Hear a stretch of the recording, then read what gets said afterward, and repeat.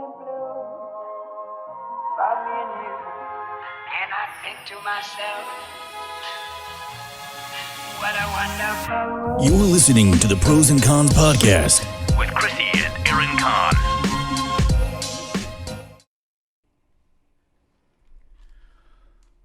Good morning. We are here at the CSB Studios recording our second episode of Pros and Cons.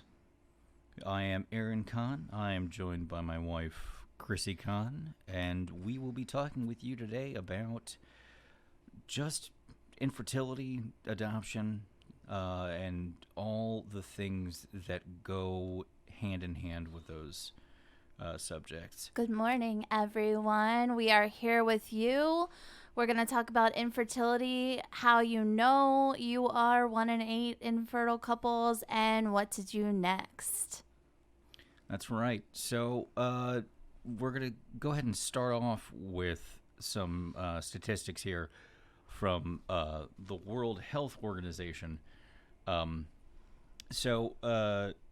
looking at 48 million couples and 186 million individuals that live with infertility globally, and that's a lot. That's quite a great deal larger of a population than some countries, and that's has a huge impact on so many lives, not just of the people who are experiencing the infertility, but the people who are related to them, just because, and I can tell you, my parents weren't too thrilled with our infertility journey, and Chrissie, your mother, was not super happy about it either. My mom definitely wanted me to, go through IVF and have my own child. And, that's the thing about infertility is it really breaks down those beliefs that are within your family. I know we talked about instant family last time. What I'm thinking of is that dinner scene where Mark Wahlberg and Rose Byrne tell the family they're considering not going through with the adoption, and they get to, through foster care, and they get to see their family's real reactions. And then they're so pissed. They're like, well, we're going to do it anyway. And so infertility is a journey where you believe one thing about wanting to have kids in the beginning, and as you go through the process, that all gets thrown out the window. That's right. Yeah, exactly. And 6.7 million people in the U.S., which people are affected, which translates to 1 in 8 couples. And that's actually only increasing as time goes on. And so, what to do? What do you do about this? What are the solutions, if there could be any? And so, how do you know? And how do you know? So where do you start? It's a mystery, because like a lot of people don't even think beforehand, like before you get into a relationship, before you get into a point in time where you actually consider the idea of having a child. You kind of just think it'll work. You kind of just think it'll work for you. Yeah. I mean, I know we were definitely guilty of that. And Yes. especially as a woman, you have that idea in your head like, oh, well, at age 31, I want to have 2 kids and be married for this long. That all goes out the window. And then you start thinking as a couple, okay, well, we want to be financially stable. We want to be married for 2 years. To be honest with you, none of that matters, because if you're struggling with infertility, your timeline gets completely messed up. So we were very newly married and definitely in that honeymoon stage, wanting to have a little version of the two of us running around. And we just decided to start trying. And we thought, oh, it'll be no problem. Right. No, we thought it was going to be, in fact, like super fast. If anything else, we really thought, the moment that you went off birth control, boom, it would just be like, oh my God, we're pregnant. child. Not even kind of. No, and then I remember thinking, like, of course, I made the mistake of looking up on WebMD, like what You are very guilty of WebMDism. hypochondriac over here. Yeah. So then I'm like, okay, well, should we only eat organic? Are we drinking too much? Should I not have coffee? So poor Aaron had to deal with a lot of those trials. And finally, and I was surprised because people are really quiet about this topic. Like, this is not something that people want you to talk about. They think this should be private. In fact, I just read a horrible comment on social media. If everybody knows Chrissy Teigen and John Legend, unfortunately just lost their most recent baby. It was heartbreaking. That was, truly. And, I'm seeing her powerful words and the powerful picture of her in the hospital.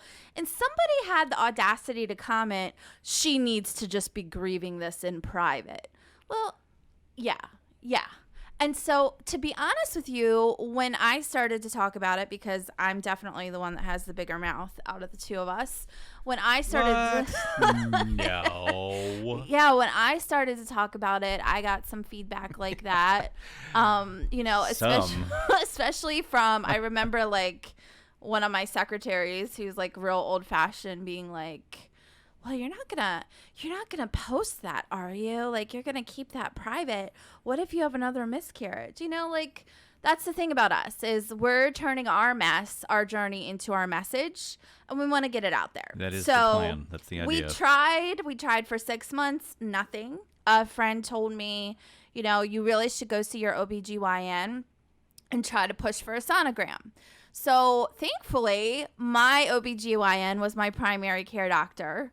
And so then, because, when Aaron and I got married, he moved in with me.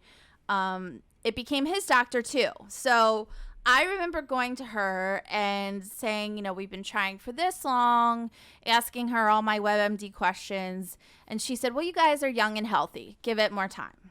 And usually that's what you'll hear from your doctor. And so when you're thinking about infertility as a woman, when you go to your OBGYN, you want to have the dates of your last 6 periods, any medications you're taking, any risk factors, so like any history of infertility. In my family, I know my grandma had 2 stillborns and a lot of difficulty getting pregnant. I know my grandma on my dad's side also, struggled to get pregnant. And you were a preemie. Yes. And I was actually my mom's last chance, at a baby. And if you know my mom, she will tell you the whole entire story. She does for me every single year. I love her, Every year.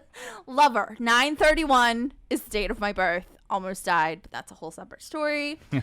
So eventually, after another 6 months, so now we're about a year into it, I went back to my doctor again. I said, look, I want a sonogram. I want to see what's going on with me. She's like, well, probably nothing, but she finally relented and agreed to it. That same day, Aaron was also seeing her. And honey, do you want to convey that story about varicocele? Do I want to talk about how our doctor fondled my balls and was basically just like, you've got some big old honking veins in there. Which is called varicocele. Varicocele. It's that and effectively the only side effect of said problem is infertility. That's literally it. And this is something that, like, it could have been around since I was literally like 6 years old. Mm-hmm. So there was no way for our doctor to be able to tell whether or not it was something that was a long term or if it had just occurred, like, when I had gone through puberty and my boys dropped. So there was no way to say, like, how much damage had been done to my sperm motility and population, which is to say how much I had going on. And frankly, when you get to the point where you're in your 20s, damage is done. Yeah. So there's no reversing any of that. But of course, we were optimistic, and whether you will admit to this or not, when Sure. you start having problems as a couple with getting pregnant, you secretly start playing the blame game in your head, like, oh, it's not my fault. It's my partner's fault. I actually always blamed me. So Well, that goes along with, your anxiety yes, and right. So and your own esteem issues. Exactly. 100%. I was just like, this is my fault. This is my fault. I'm horrible. Yep. So, it actually was both of our faults. It was somehow. So once we found out he had varicose veins down there, of course, me being the problem solver I am, okay, what do we do? Because that's what's causing our infertility for sure, right? So the next step for him was he had to see a urologist because, of course, a primary care doctor does not deal with it. And he had to face the question as to whether he wanted to have them removed in an outpatient procedure or keep them knowing that it would affect the quality of his sperm. And so we went to go see the urologist, which is another funny story because she was this drop-dead gorgeous blonde. She had been on a cover of a magazine and had that in her office. And I'm sitting in the corner while he drops trowel and she fondles his balls. Hold on. I did not drop trowel. She yanked my drawers down directly in front of you. And I was just like, "Ho! All right. What? How does my body react to this? And how did my body react to it? However you could expect. The way that male bodies react to such a thing. Yes, dear penthouse. Bow, bow, bow, bow. But So it was, but the thing is that she was a consummate professional, and she was so great about the whole situation, and she was just like, yeah, I do this for a living. This is like almost mechanics for me. So Right. I just very large varicocele though he had. yeah, and that was absolutely the problem that we faced, and So we did decide for him to have the surgery to have it removed. which was fine. We were not told though that they could grow back. No, and they did almost immediately. So I went through it was admittedly an outpatient surgery. It wasn't like it was like a super serious situation. They kind of just go over the pelvic line, and they kind of drag the veins out from up there. They don't even touch your actual testicles. It's all upper pelvic area. So I was under, I think, for maybe an hour. Yeah. And then you got to go home. then I got to go home immediately. And I will say, thankfully, at the time we went through all this, we had very good surgery. Or not very good surgery. We did have good surgeries. But we had very good insurance. Insurance. Oh, my goodness. Even with insurance, though, the cost was about $3,000 for it's his a lot. surgery. So we were a little abnormal in the process because we figured out right away he had varicocele. When I finally had the sonogram done, even though the sonogram tech told me she was looking at me and everything looked healthy, and she just hoped she'd see me back for my sonogram for my baby. When the results came in, I actually had a very large uterine fibroid tumor. And so I remember saying to my doctor's office, okay, get it out. Get it out of me right now. And they said, oh, I'm sorry. We don't do that. Right. You will have to go to a fertility specialist. And I said, what? Why would that be? Right. Where do I start? Now, it could be if you have that problem that maybe your doctor does do that practice and you wouldn't have to start with the fertility center right then. In our case, we had to go through, I called my insurance. I said, please give me a list of fertility centers near me. It was a process to be able to figure out how to tackle that situation. Right. It was not then I looked up spelled out for us. ratings. I wanted a fertility center close to me.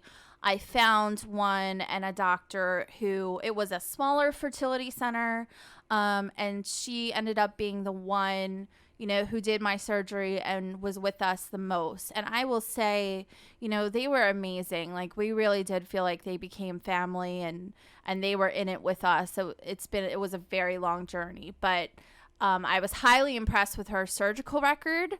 When I met with her, I had to get to know her, and I will tell you, women with fertility specialists, if you do not feel like you're being heard and you're able to ask the questions you want to ask through this process, you need to go to another doctor, because it is just not worth it. You're going to go through so much.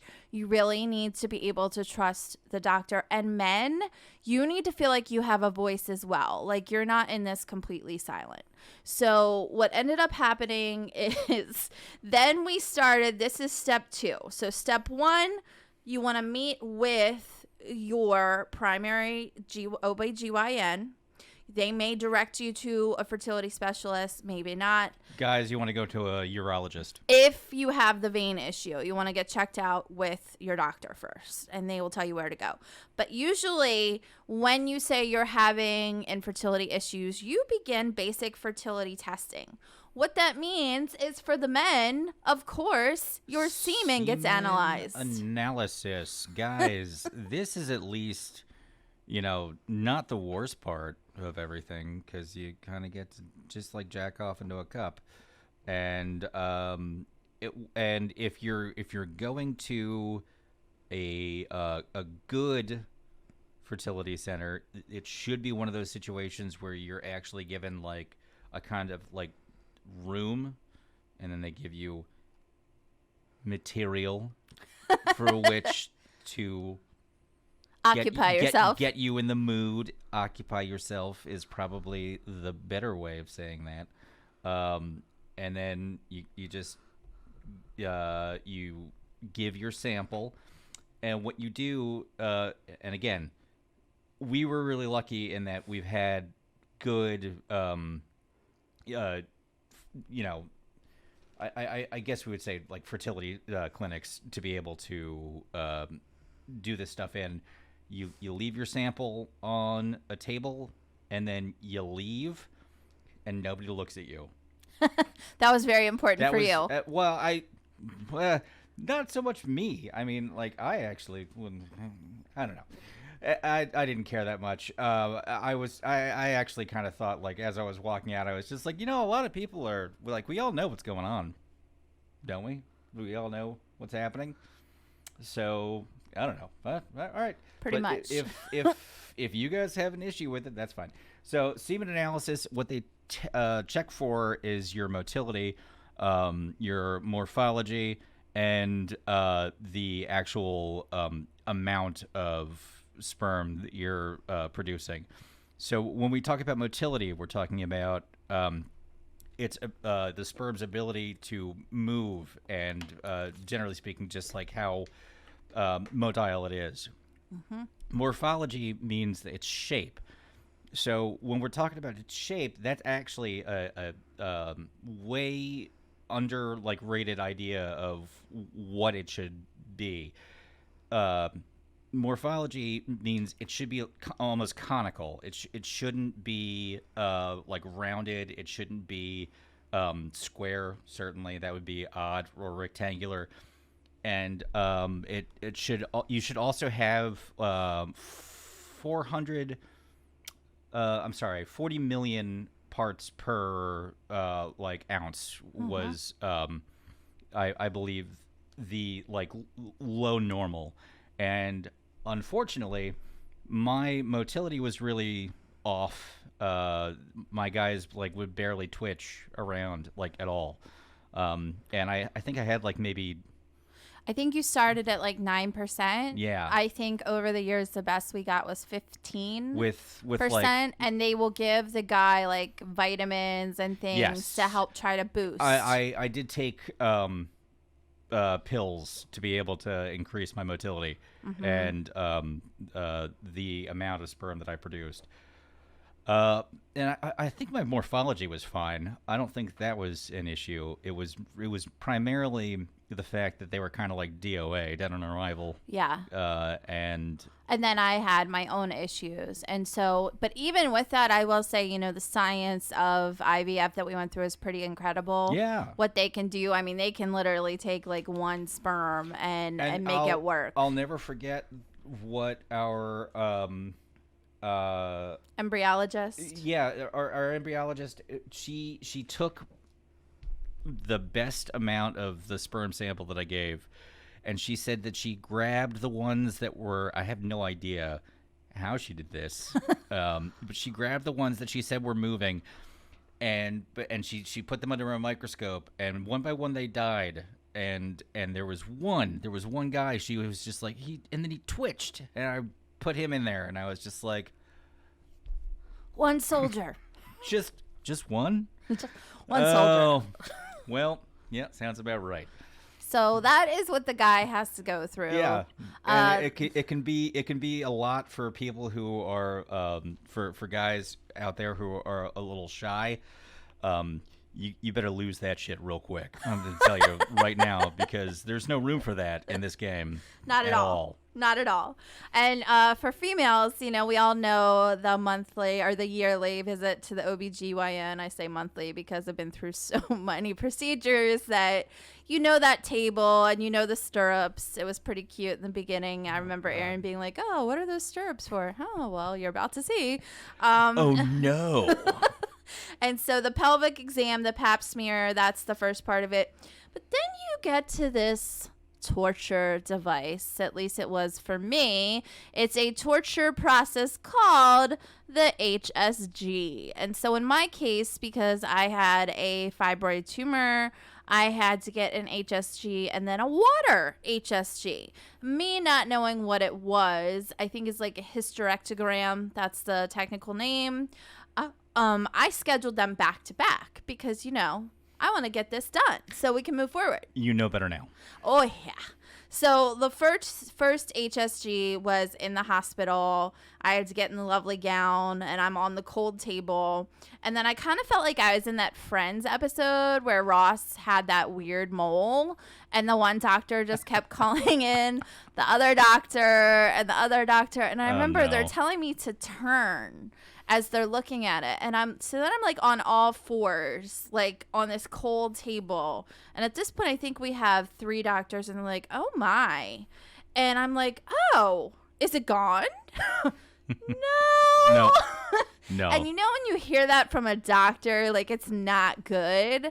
So the location of my uterine fibroid tumor was like towards the back of my uterine cavity, and it was the size of a coconut. So that was great. And then, the water HSG was like the next day.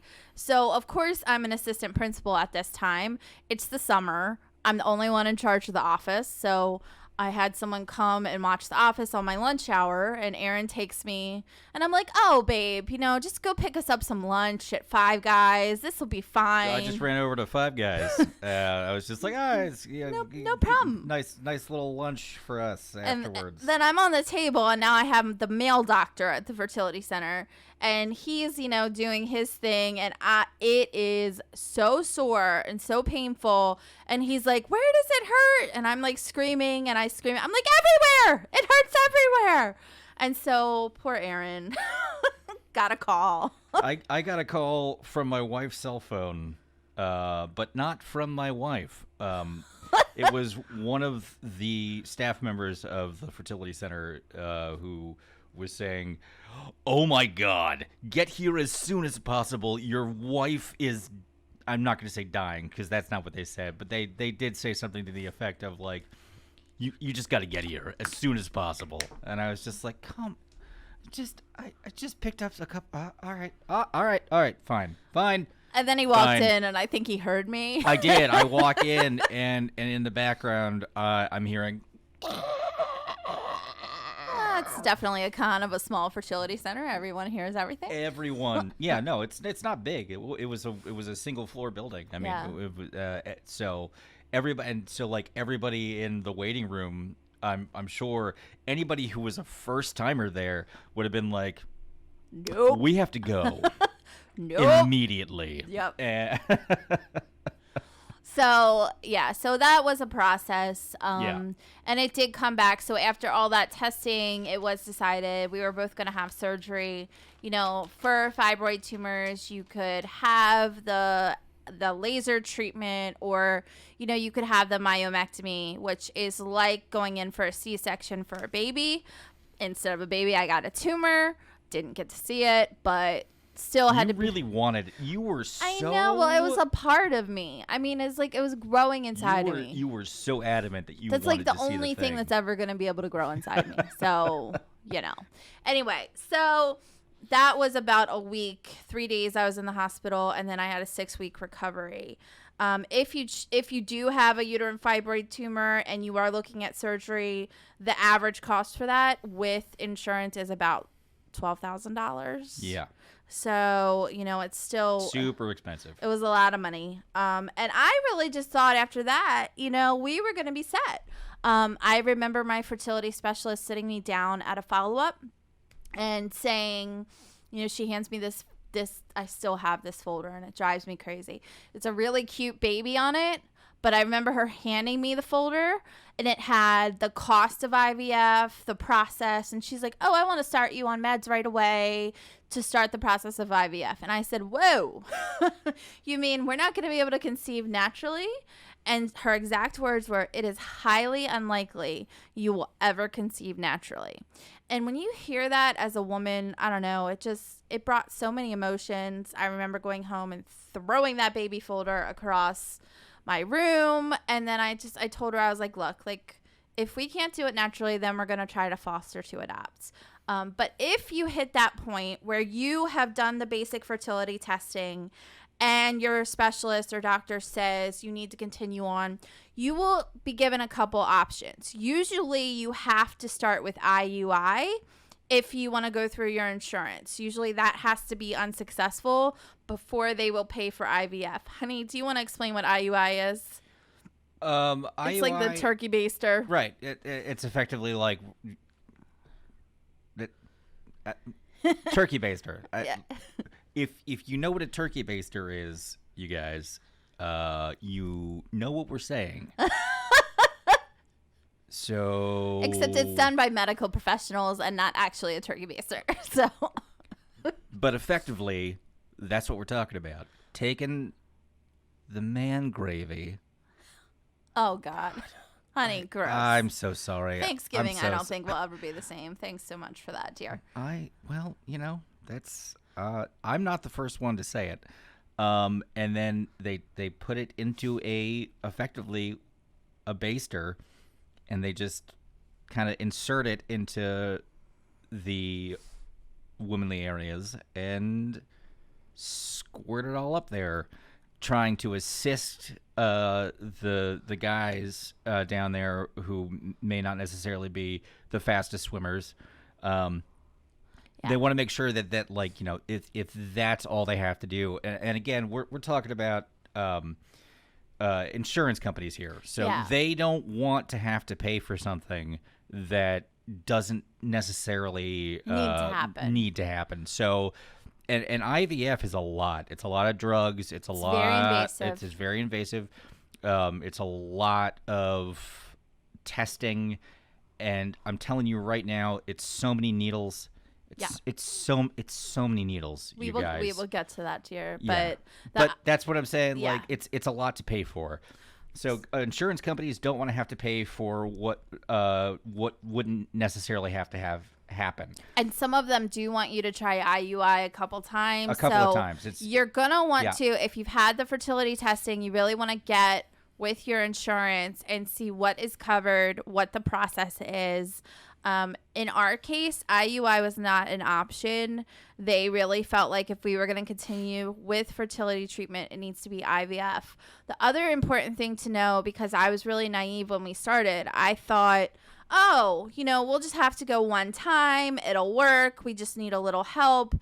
They have to get to know your bodies and what's going on. And so that's why there is so much testing. And a lot of the time it's very rare for couples to conceive on the first very first try. with IUI or IVF. Usually it takes multiple trials. So just keep that in mind. Yeah. Absolutely. Actually, up to 30% of couples never find out why they can't conceive, which is really frustrating. So part 3 is really know your options to begin fertility treatments. We stayed after our fostering to adopt failed. You know, we called the same doctor who did my surgery, and we pursued our fertility options with them. We felt like we knew them. We had the relationship. And so we did start to explore IVF. And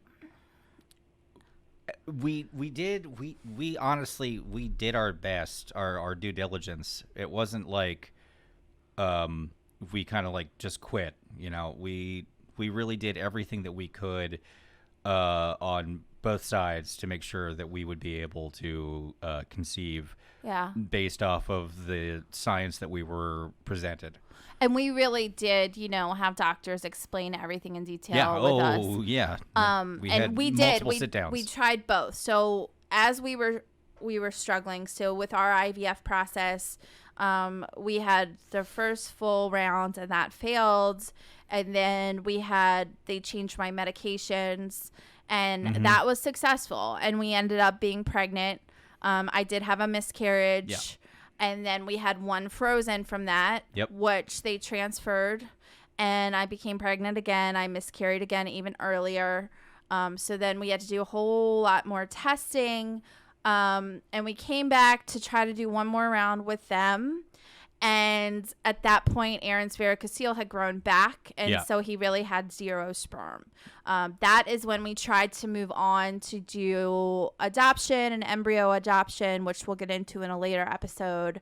But then a lot of people said, you know, give your body time, give it a rest. And, oh, you really just should have gone to the larger fertility center, you know, Shady Grove.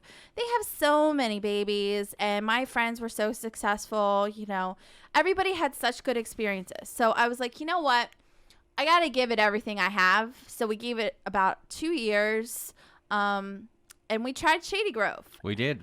And I will say their numbers were super impressive. They were the most up-to-date on science. But for me, I really felt frustrated because I didn't have that same personalized feel. It really felt like I was going up, taking a number at a deli counter. So within the fertility process... It definitely felt like that when we were there, as opposed to when we were over at the smaller... What was the smaller... agency called? The Fertility Center of Maryland? Yeah, wasn't it? Yeah, in Towson. Yeah. And they were amazing. Shout out to Dr. Bass. Love her. Dr. Bass was awesome. Still love her. Okay, so steps. So again, you make an appointment with your OBGYN. Then you do basic fertility testing. And then you want to know your fertility options to begin fertility treatment. And that's where, who are you going to go with? Small fertility center, large fertility center. What specialist do you want? And then what option can you do? IUI, surgery, IVF. Know your insurance. Yeah, that's going to be a key point whenever you embark on this journey. If you haven't just already had a kid and that's just the way that your life is, your insurance is obviously going to play a huge role in the way that you approach this, because outside of insurance, unless you are exceedingly wealthy, this is not something you can just like tackle financially on your own. And not all insurance cares about you enough to be able to supply you with the kind of insurance that we had. Right. And now thanks to Chrissie's insurance, Cigna, love them. Which Amazing. they were phenomenal.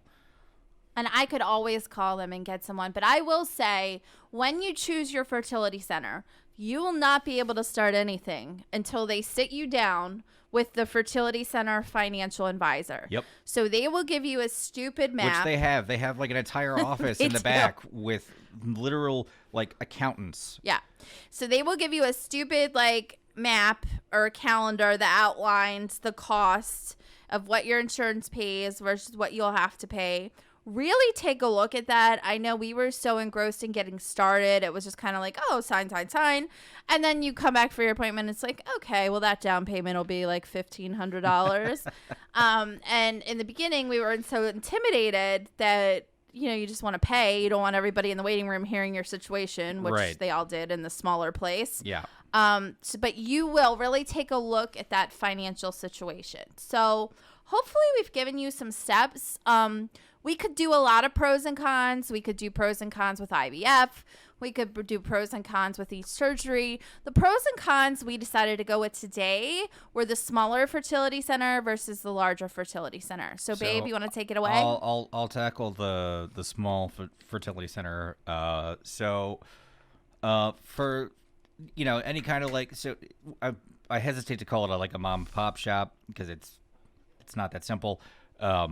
But for the small fertility center, the pros, it is more personalized, and you walk in there and you actually feel like you are being heard as a human being. Yeah. On both sides, like guys and ladies, we're both I'll never forget. I'm always gonna bring this up. 7-round man. Oh God. 7-round man. He was like a superhero to me in the earlier stages of the whole process. We were in the fertility center. Chrissy had gone into the back to do the egg retrieval, which is a surgery. Yeah. And I was like up in the front, like just like clutching my flipping face, just feeling like a total loser that I couldn't be back there with her because it's a surgery. You can't be a husband and in the OR effectively. That's just ridiculous. Anyway, so I'm in the front area and waiting, and I'm looking over while totally freaking out at this guy who's just like, he's got this hoodie on and some sweatpants on, and he's just like kind of just like casually glancing at his phone, and I'm just like, you have no idea. You have no idea what you're in for. And then Dr. Bass, Chrissy's doctor, who she's not there for the OR stuff because that's not her gig. She comes out front and she kneels in front of the guy and she's just like, your wife is going to be ready in just a couple of minutes. And I was just like, who are you? Who are you? And how? He's just like, oh yeah, I've been doing this for like 3 years. This is our 7th round. And I was just like, oh God, yeah. I had no idea. Yeah, there are definitely warriors in that waiting room, and for sure. That guy is I don't know his name. He will only ever be known to me, and I don't want to know his name. He will only ever be known as 7-round man, and he was awesome. But that's what I'm talking about, because Dr. Bass, the head doctor for the clinic, came out to him and knelt down and was just like, your wife is ready for you. And it was just like, oh my God, she cared enough to go out there and do that. You really felt like they shared your pain. Oh, so much. I mean, I remember I had a favorite nurse, because I have very stubborn veins, and I had only certain nurses who could take my blood, but I had my favorite nurse. And then, I had the real matter-of-fact nurse, and I remember saying, look, if our pregnancy test is negative or if we get any bad news, I want this nurse to call me so I know, so I can hear her voice. And I will say, they were devastated. When we had miscarriages or things didn't work. So much so. And you want, at least for us, we wanted our doctors to feel that with us. Yeah. That's something that we really missed at the bigger place. 100%. You want it to feel like it was a loss for everyone involved, that you weren't able to get pregnant, especially after a miscarriage. And that's what happened. That's what happened with the smaller fertility clinic, which was the Maryland Fertility Clinic, I believe. Fertility Center of Maryland. Fertility Center of Maryland. But there are cons with going with a smaller fertility there center. are. They actually, and that's what is a little frustrating, because they don't get the amount of funding that the larger facilities get. They may not be as up to date with the treatments that you that would be more beneficial to you, and they don't always have the numbers, like the statistics, to be able to give you the most accurate information about what you're going through, especially in our case, because they like just 100% could not figure out what was going on, why it wasn't working, Yeah. or why it wasn't staying. Yeah. And so when we go on pros and cons of a larger fertility center, Yep. Larger like we fertility said, center. we went Yep. with Shady Grove of Maryland, and they have amazing statistics. You know, if you ever hear Shady Grove is super famous. yeah, I mean, I still hear their commercials on Pandora. Yeah.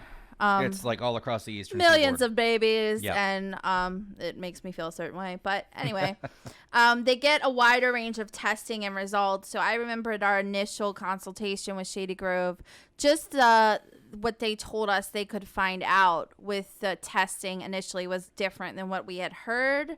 And so, like I said, better statistics, more available testing, a wider range of knowing maybe why you can't conceive, which Yeah. for me, I really did want to know what was going on. We never really got an answer. The cons were you feel like you're just a number in a deli counter.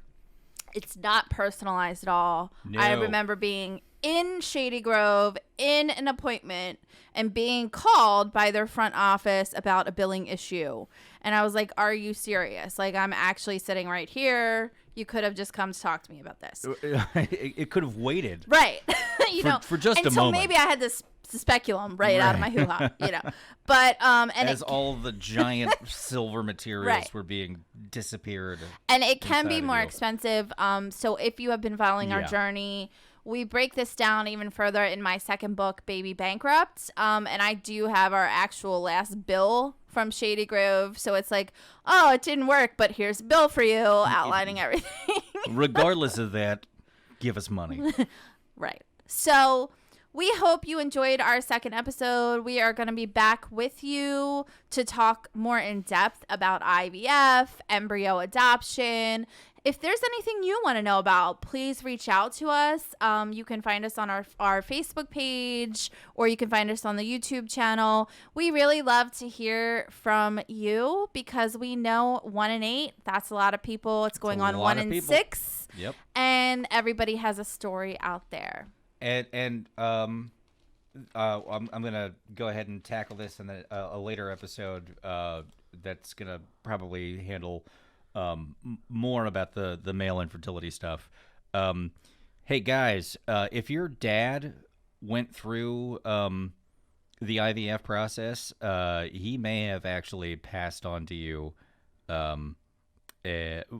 which I mean he was birthed via the IVF process. He may have actually passed on to you the inability to conceive. Good to know. Yeah. I was just like, well, my dad wasn't because he's one of 3, but you know that's we're currently in a way different day and age. Yeah. So yeah, all right, guys. So this has been Aaron and Chrissie Kahn on episode number 2. This episode brought to you by the CSB and our Connecticut School for Broadcasting. They are so phenomenal, and we're so blessed to have this studio time. Absolutely. So thank you for being with us. Pros and cons. Pros and cons. All right, everybody. Be good to one another. And I think to myself, what a wonderful world.